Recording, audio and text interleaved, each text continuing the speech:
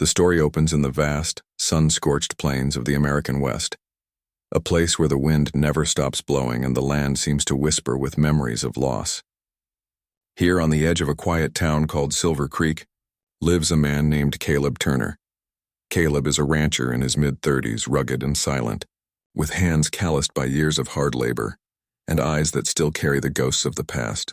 He once had everything: a thriving ranch, a gentle wife named Evelyn, and 2 baby daughters who brought laughter into every corner of their small wooden house. But 7 years ago, everything changed. One summer night, while Caleb was away helping the local sheriff fend off a group of raiders, a band of outlaws led by a ruthless man named Jeb Hawkins attacked the Turner Ranch. When Caleb returned, he found his home burned, his cattle scattered, and his wife gone. Only the twins, Emma and Ella, barely toddlers then, were found hiding in a hayloft crying for their mother. No body was ever discovered. Some people said Evelyn had been taken. Others whispered she had run away, unable to bear the harshness of frontier life. But Caleb refused to believe she'd abandoned them.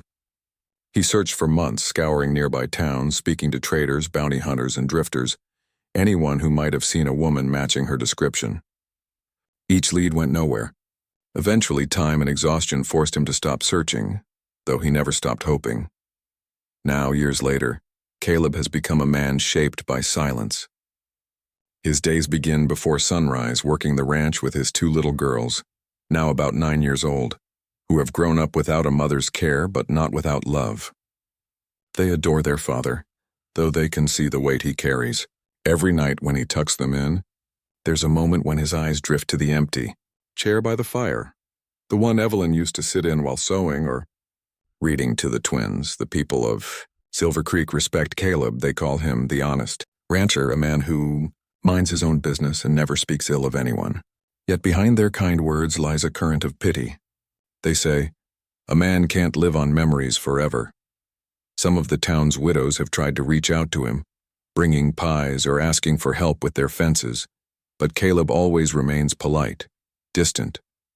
His heart is locked away, buried with the dream of the woman he lost. Despite his loneliness, Caleb has found strength in being a father.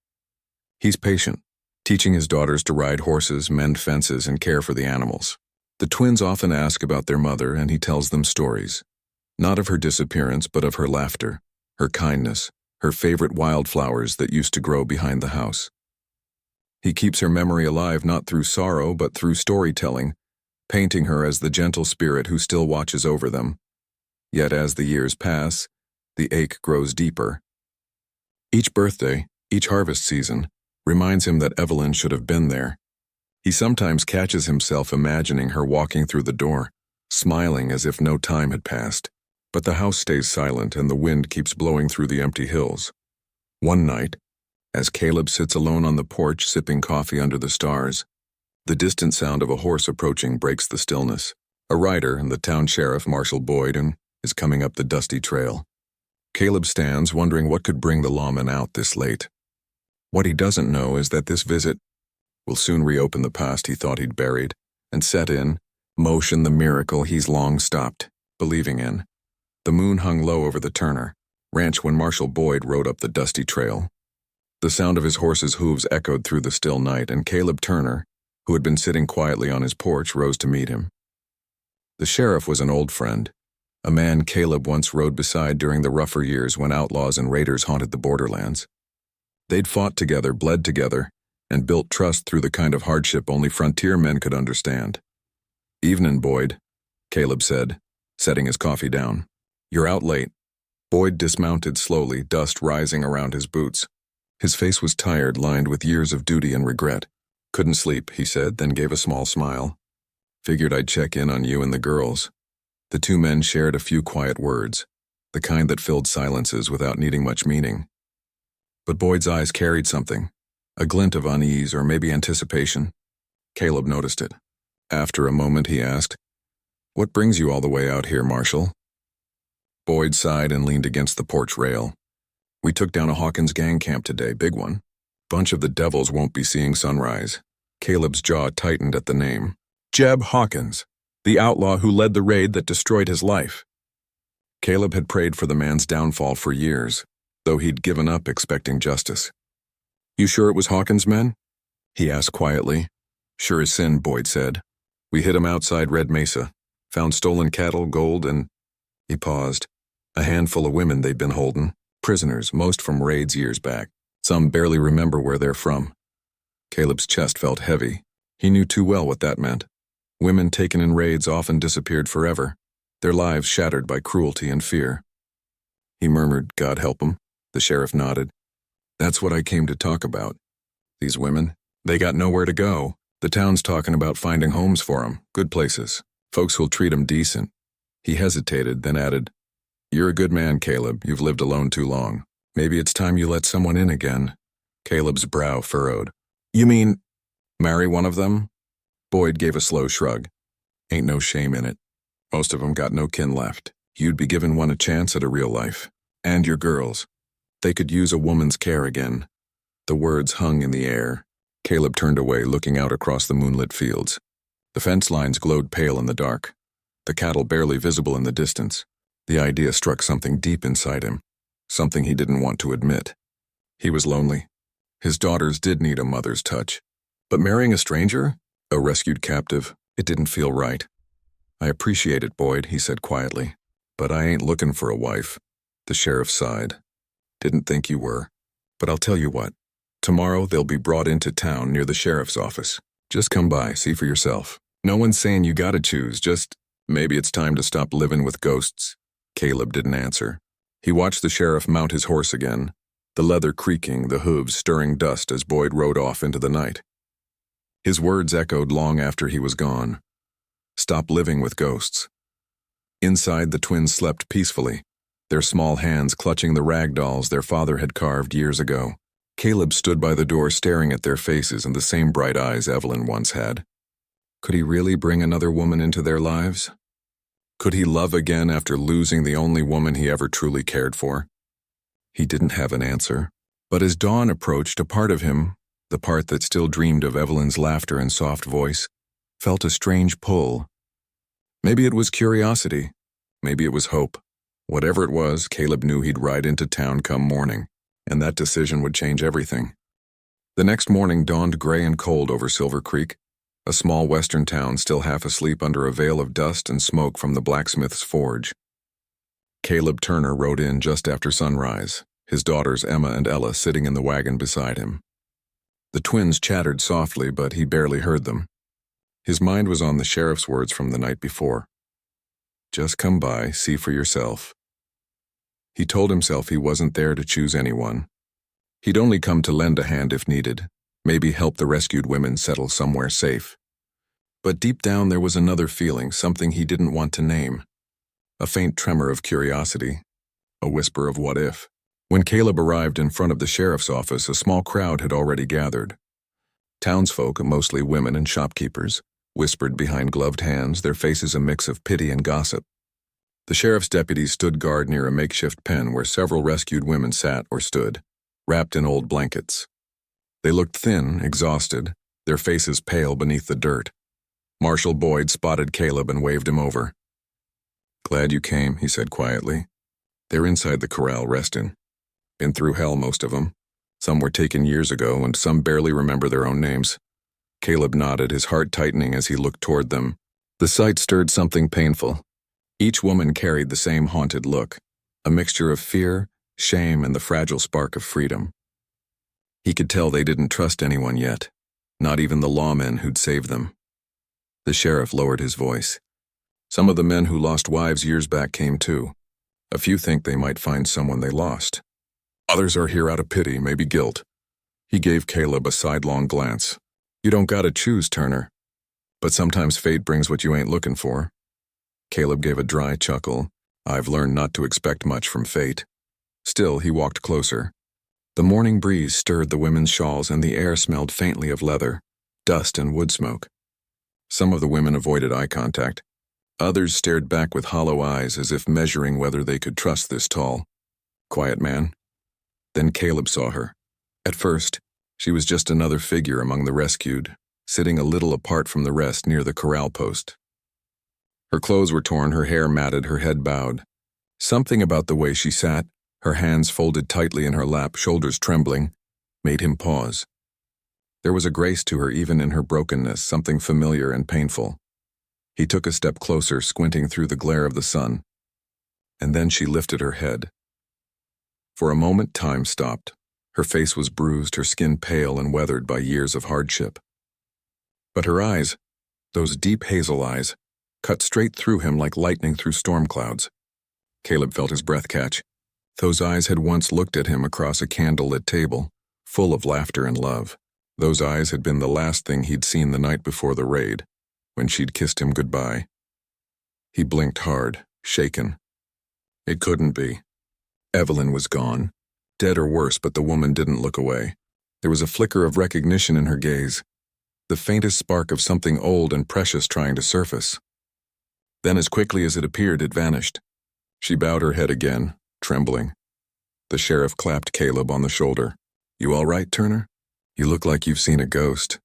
Caleb forced a weak smile. "Maybe I have." He turned to go, his heart pounding. He told himself it was impossible, just his mind playing tricks. But as he walked away, he couldn't shake the image of those eyes or the strange, aching hope they had awakened. In the wagon, his daughters tugged at his sleeve. "Papa," little Ella said softly, "can we see the ladies too?" Caleb hesitated, then nodded. Just for a minute. He didn't know it yet, but within that minute his life and his daughters would change forever. The morning sun had climbed higher over Silver Creek, casting long golden beams across the sheriff's yard. Dust shimmered in the air, swirling around boots, skirts, and wagon wheels. Caleb Turner stood beside his daughters, still shaken from what he'd just seen. His mind told him it couldn't be true, but his heart whispered otherwise. He had come here out of obligation, maybe even pity. But now something had stirred deep within him, something that hadn't moved in years. Hope. Dangerous, fragile hope. The sheriff's voice cut through his thoughts. "Turner," he called, motioning him over. "You're free to talk to any of the women. See if any might need a place to stay. You'd be doing a good thing." Caleb hesitated. "I ain't here to take anyone home, Boyd." The sheriff shrugged. "Then just lend an ear.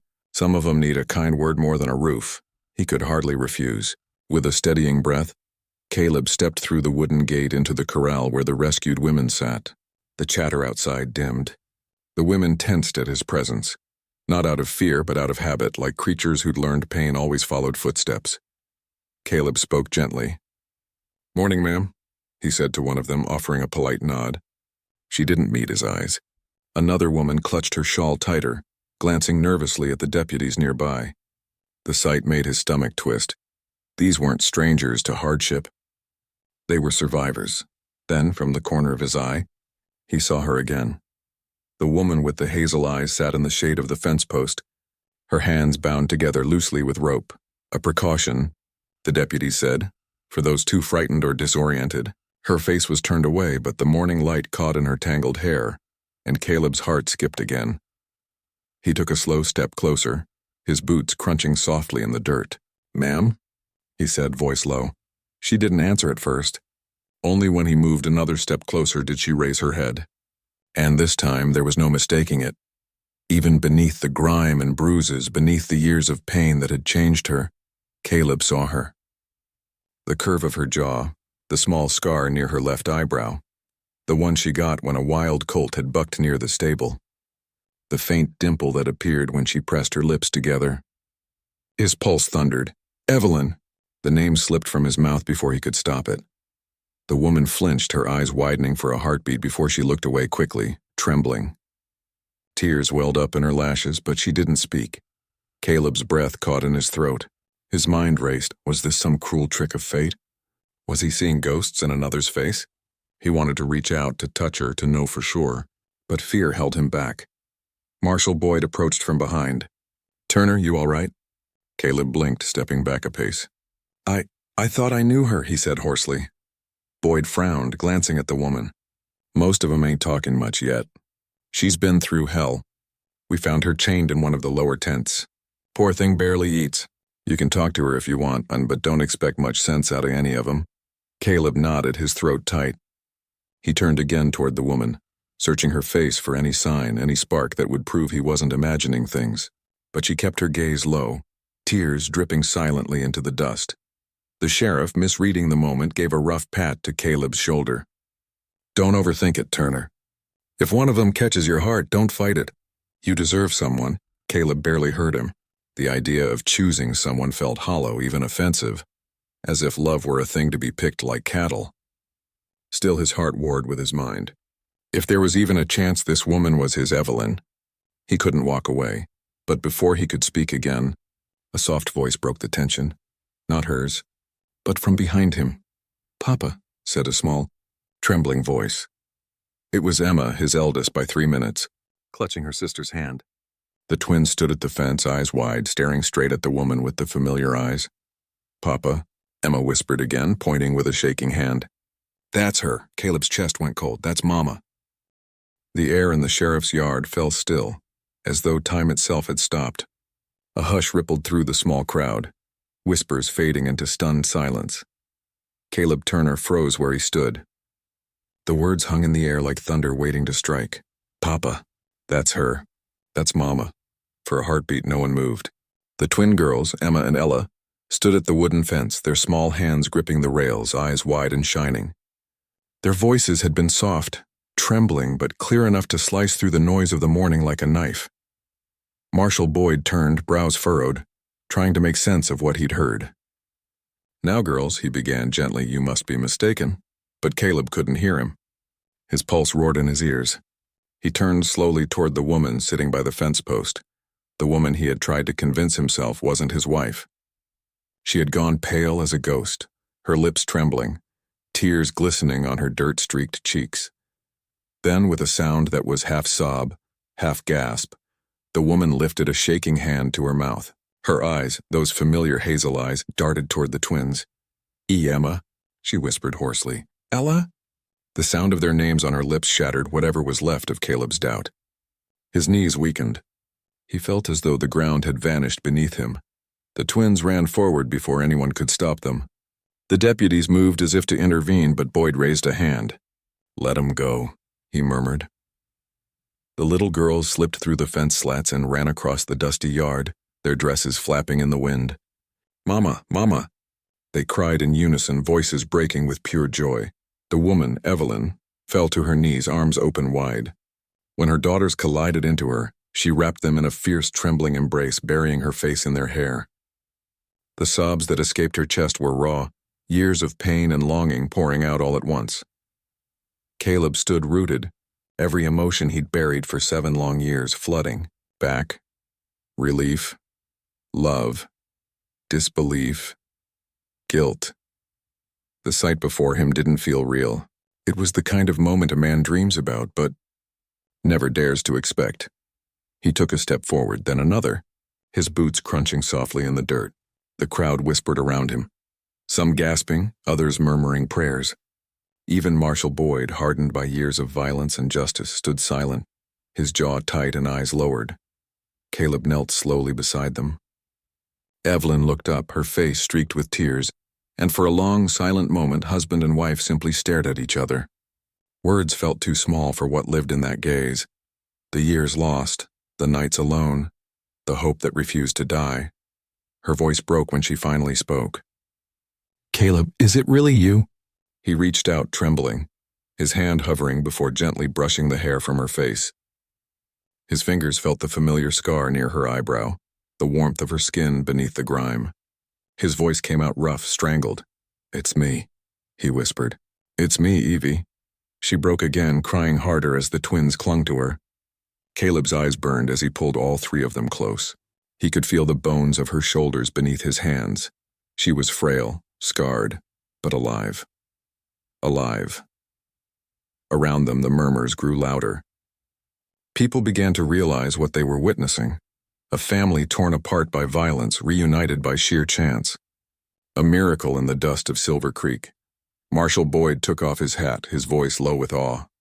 "I'll be damned," he murmured. "It is her." Evelyn clung to Caleb, whispering through sobs. "They told me you were dead. I tried to escape, God knows I tried, but they always found me. I thought I'd never see you again." Caleb swallowed hard, his voice breaking. "You're home now. No one's ever taken you again." For a long while, the world around them didn't exist. Only the four of them, a man, a woman, and two little girls, bound together in a circle of tears, dust, and grace. The sheriff finally stepped forward and said softly, "Let's get her inside. She needs rest." Caleb nodded, helping Evelyn to her feet. As they walked toward the sheriff's office, hand in hand for the first time in 7 years, the townsfolk moved aside in silence. The whispers followed them. "That's Turner's wife. She's been found. A miracle. Right here in Silver Creek." But Caleb heard none of it. His heart, long frozen in grief, beat steady and strong again. Evelyn was home. Inside the sheriff's office, the noise and dust of the town faded to a quiet hum. The room smelled faintly of old paper, gun oil, and coffee gone cold. Marshal Boyd cleared off a wooden bench near the stove and motioned for Evelyn to sit. She looked small and fragile in the flickering light, clutching the twins to her sides as if afraid someone might take them away. Caleb stood across from her, his wide-brimmed hat twisting in his calloused hands. His heart still hadn't settled. Every time he looked at her, he half expected her to vanish, like a mirage born from years of longing. But she didn't. She was there, flesh and bone, breathing softly, her eyes darting nervously around the room as if searching for danger. "Get her some water," the sheriff told one of the deputies, "and a blanket." When the cup reached her trembling hands, Evelyn hesitated before drinking, as though she had forgotten the simple act of trusting someone's kindness. The twins stayed pressed against her, whispering softly, "Mama, we missed you. Papa told us stories about you every night." Evelyn smiled weakly through her tears and kissed their heads. "You've both grown so much," she murmured. "I dreamed of this moment every single day." Caleb swallowed hard, stepping closer. "Evie," his voice cracked. "Tell me what happened. Tell me how you survived." She looked up slowly, her gaze meeting his, a mix of love, fear, and exhaustion. "I've tried to tell this story 1,000 times in my head," she whispered. "But saying it out loud feels like reliving it." He nodded, lowering himself to one knee beside her. "You don't have to if you can't, just, I need to know you're real." Her hand trembled as she reached out and touched his cheek, rough with stubble, warm from the firelight. "You never stopped looking for me, did you?" "I never stopped hoping," he said, his voice thick. Evelyn drew a deep breath, her eyes distant. "The night the Hawkins gang came, I tried to run with the girls. You were gone helping the sheriff. I hid them in the loft just like you told me, but before I could get back inside, they found me." Her voice wavered. "I screamed your name until they gagged me." Caleb closed his eyes, jaw tight. "They took me south," she continued. "Kept me chained, made me work in their camps, cooking, cleaning, tending their wounded. I tried to escape once, but they caught me. After that, they kept me far from the border towns so no one would recognize me." Her voice broke. "Every night I prayed you and the girls were safe. That someday you'd find me, or at least forgive me for not coming back." Caleb's eyes glistened. He took her hands gently in his, rough and scarred from years of work. "There's nothing to forgive," he said, voice low and trembling. "You were taken from us. I thought you were dead, Evie." "I almost was," she whispered. "If the marshal hadn't raided their camp when he did, I wouldn't be here." Marshal Boyd, standing by the door, cleared his throat. "We didn't know who she was. Hawkins's camp was full of lost souls. Guess we saved more than we realized." Caleb looked up at him, gratitude softening his rugged features. "You did more than save her. You gave my girls their mother back." Evelyn looked at the sheriff too, her eyes full of weary kindness. "Thank you," she said softly. "I owe you my life." Boyd tipped his hat, his expression humbled. "Ma'am, you owe me nothing. The good Lord just wanted your family whole again." The twins, sensing the heaviness in the air, climbed into their father's lap and wrapped their little arms around both parents. Caleb drew them in, holding all three close, his voice breaking as he whispered, "We're together now. That's all that matters." Outside, the townsfolk began to disperse, whispering about the miracle they'd witnessed. The rancher's wife returned from the dead. But inside that small office, the Turner family sat in silence, wrapped in the fragile peace of reunion. For the first time in 7 years, Caleb felt the unbearable weight in his chest lift. His heart, once filled with grief, beat steady again. The woman he'd loved and mourned was real, alive, and back in his arms. He kissed her forehead gently and murmured, "You're home, Evie, you're home for good." Evelyn closed her eyes, tears slipping down her cheeks as she whispered, "I never stopped finding my way back to you." The news of Evelyn Turner's return spread through Silver Creek like wildfire. By afternoon, nearly everyone in town had heard the story. The long-lost rancher's wife rescued from the Hawkins gang after 7 years. Some called it a miracle. Others whispered it was fate. But in the small office of Sheriff Marshal Boyd, the atmosphere was quiet and heavy. Caleb sat near the stove, his daughters curled up asleep on a bench, their faces peaceful for the first time in years. Evelyn rested in a chair near the window, wrapped in a wool blanket. The sunlight caught in her hair, turning the dull strands into faint gold again. She looked weak, but the color had begun to return to her cheeks. Marshal Boyd leaned against his desk, hat in hand. The weight of the day showed in his eyes, the kind of weariness only a man of law carries when justice comes too late. He watched the reunited family for a moment before speaking. "Caleb," he said quietly, "I owe you an apology." Caleb turned to him, puzzled. "For what?" Boyd sighed. "For not knowing. For not looking harder. All these years I thought we'd buried every trace of the Hawkins gang. I should have known some of their captives were still out there. Maybe even someone from our own town." He looked down, rubbing the brim of his hat. "If I'd searched further, maybe she'd have come home sooner." Caleb shook his head, his voice calm but firm. "You did what you could, Boyd. We all thought she was gone. None of us could have known." The sheriff gave a bitter chuckle. "Maybe, but it don't sit right with me. I was the law in these parts, the one who swore to protect families like yours. And yet," he looked at Evelyn, his voice softening, "you were right under our noses all these years." Evelyn spoke then, her voice gentle but sure. "Don't carry that burden, Marshal. The blame belongs to the men who took me, not the ones who tried to save me." Boyd nodded slowly, humbled. "You're a strong woman, Mrs. Turner. Stronger than most I've met." She smiled faintly, though her eyes shimmered with tears. "I had to be. The thought of Caleb and the girls. That's what kept me alive." Caleb's hand found hers again, squeezing it gently. There was silence for a while, the kind of silence that settles after storms, when words feel too small to carry the weight of everything felt. Finally, Boyd straightened, clearing his throat. "You know," he said quietly, "when I told you yesterday you could choose any woman you wanted, I thought I was doing you a kindness. I figured you'd been alone too long. Never thought God had already chosen her for you." Caleb smiled for the first time that day, a tired, genuine smile. "Seems he was way ahead of us both." The sheriff chuckled softly. That he was. He walked to the window, watching the dust swirl outside. Then his voice grew serious again. "There's still business to tend to. Hawkins' gang is scattered, but a few men slipped away. I'll see to it that they're hunted down. No one's going to threaten this family again." Caleb nodded. "Appreciate that, Boyd. But I reckon I'll keep a rifle near the door. Just the same." "Wouldn't expect any less," the sheriff said with a half-smile. He paused before leaving, glancing back at the family one more time.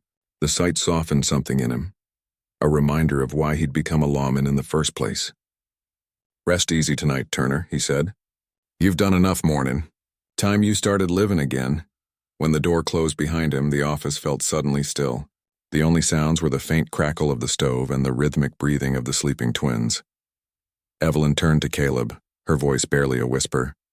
"Do you think we can really start over?" Caleb reached up, brushing a tear from her cheek. "We already have," he said simply. "We just didn't know it till now." She smiled, the same soft, luminous smile he'd carried in his memory for 7 long years. And for the first time since that terrible night, the silence between them wasn't filled with grief but peace. Outside, Marshal Boyd stood by his horse, staring at the horizon. The guilt still lingered in his chest, but beneath it was something else, a deep, quiet gratitude. In a world that so often took everything, this day had given something back. He tipped his hat to the setting sun and whispered, "Sometimes, even out here, mercy finds a way." Then he mounted his horse and rode away as the sky burned orange, leaving behind a town, forever changed by the return of one lost. Soul morning came soft and golden over Silver Creek Ranch. The sun rose behind the distant hills, spilling light across the land like a blessing. The fences, the barn, and the weathered porch, all of it seemed alive again. no longer haunted by silence but touched by the promise of new beginnings. Caleb stood outside the house, leaning against the post where he'd waited so many nights, staring into the dark, wondering if his wife would ever come home. But today was different. The door behind him creaked open and Evelyn stepped out with the twins, Lila and June, one holding each of her hands.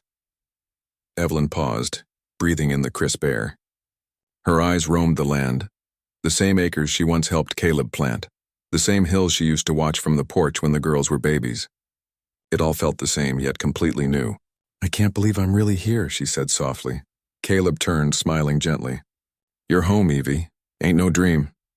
She looked at him, the lines on his face a little deeper, the gray at his temples showing the years he'd carried alone. But his eyes were the same, steady, warm, and full of love. "You never gave up on me," she whispered. "Not once," he said, voice low. "You're the reason I kept breathing." The girls ran ahead toward the corral, their laughter ringing through the air. Caleb and Evelyn followed side by side. For the first time in years, their steps matched again, quiet, easy, unhurried. At the fence, the horses nickered softly, recognizing the woman who used to brush their manes and sing as she worked. Evelyn reached out, her fingers stroking the muzzle of her old mare, Belle, who leaned close with a gentle whinny.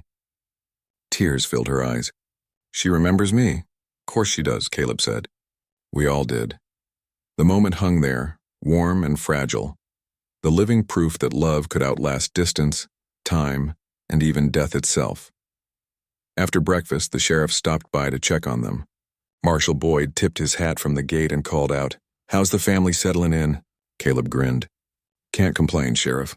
Feels like the first real day I've lived in 7 years." Boyd smiled. "Then my job here's done." He looked at Evelyn. "Ma'am, you got a strong man and 2 bright girls. Don't let the past steal any more of your peace." "I won't," she said sincerely. "Thank you for finding me and for bringing me home." Boyd nodded. "Wasn't me alone, ma'am. Some things happen 'cause heaven says it's time." He tipped his hat once more and rode off, leaving behind the gentle thud of hooves and a trail of dust that shimmered in the morning light.